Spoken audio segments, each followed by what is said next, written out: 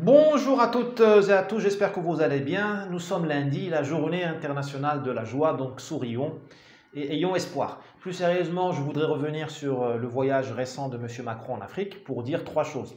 La première, c'est que je me désabonne de Macron, du président de la République, depuis que j'ai compris qu'il se comporte ou qu'il pense, qu'il réfléchit comme un community manager. Désolé pour l'anglicisme, mais il convient parfaitement à la situation que je voudrais décrire.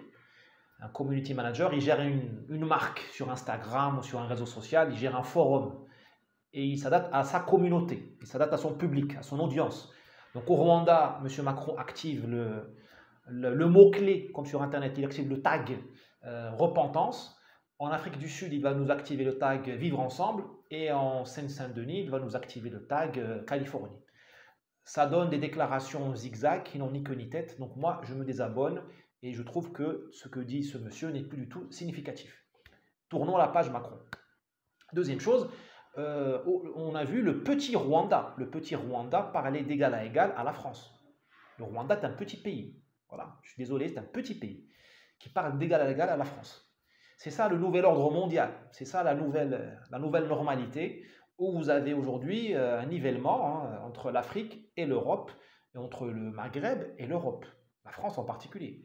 Parce que maintenant, dès qu'un pays européen déconne entre guillemets, il est puni, tout de suite puni. Soit on lui jette à la figure sa responsabilité coloniale, voilà, vous connaissez la chanson, soit on le punit par une subversion migratoire.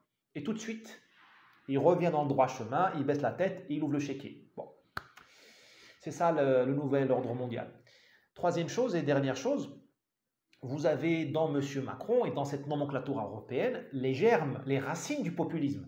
M. Macron a osé dire à Pretoria, en Afrique du Sud, que les jeunes Français issus de la diversité venant d'Afrique n'ont pas besoin de s'intégrer ou sont des chances pour la France. Bah, tu entends ça, tu es Français de souche, tu entends ça, tu deviens dingue, tu votes populiste.